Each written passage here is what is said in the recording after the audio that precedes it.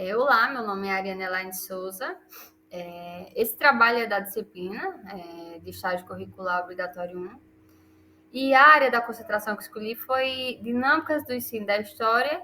E o título do meu trabalho é História da Educação do Brasil, da colônia até a democratização. Eu escolhi esse tema pois é importante compreender as transformações que ocorrem ao longo da história, né, na educação brasileira. E o objetivo do meu trabalho é abordar as fases da educação nos períodos colonial, imperial e ditatorial, e republicano, né? E a importância que a tecnologia tem na educação, transformando ainda mais o sistema de ensino. A educação brasileira tem início no período colonial, com a chegada dos padres que alfabetizaram e catequizaram os índios. E, segundo Alto Veiga, de 1.175 línguas nativas que existiam, só restaram 15%, o que acabou causando uma perda de identidade cultural no Brasil. E assim, com a chegada de Marquês de Pombal, muita coisa na educação mudou. E uma das principais mudanças foi a realização do primeiro concurso para professores. Porém, ainda assim, não precisava ter formação para ser professor, né? O que acabava refletindo na má remuneração dos mesmos, né? E assim, segundo o autor Aranha, a má remuneração era uma realidade e havia muitas críticas à baixa qualificação dos professores da época.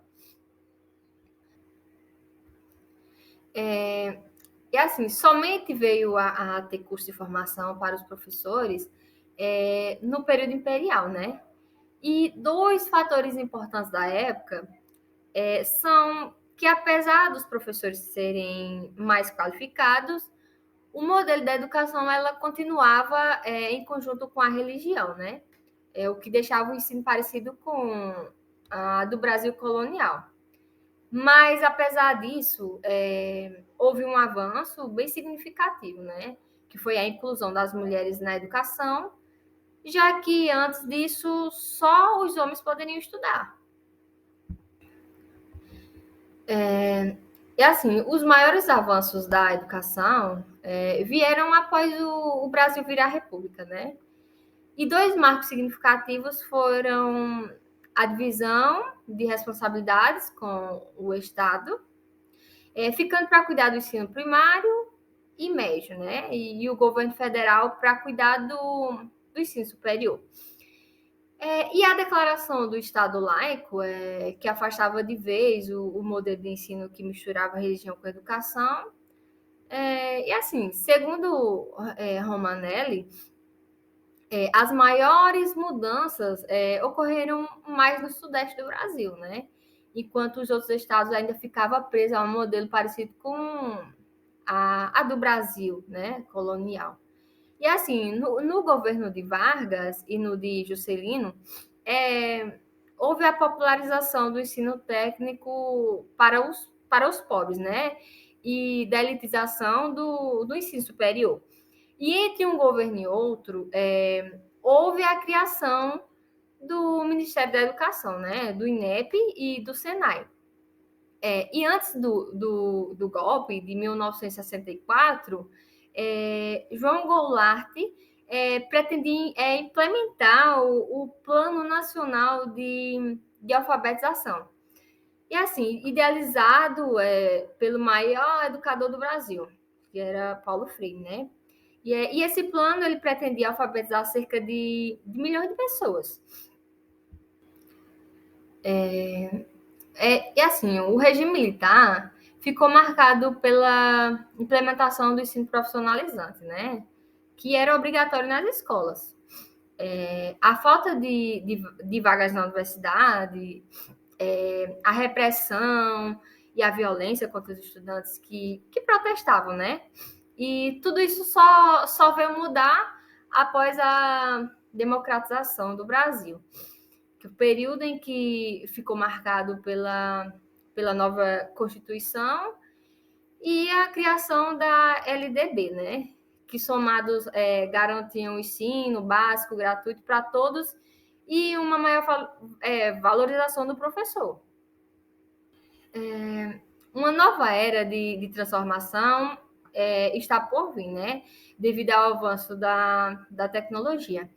E assim, a internet ela está democratizando muito rápido o acesso a uma educação de qualidade, né?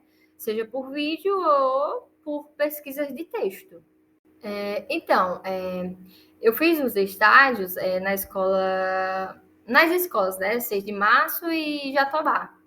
E assim, a minha pesquisa de campo foi usando os métodos de observação das aulas, né?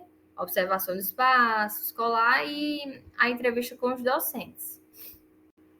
E assim, a Escola Municipal 6 de Março, o estabelecimento ele possui um prédio, né? Mantido pela Prefeitura Municipal, e ele tem cerca de 560 estudantes.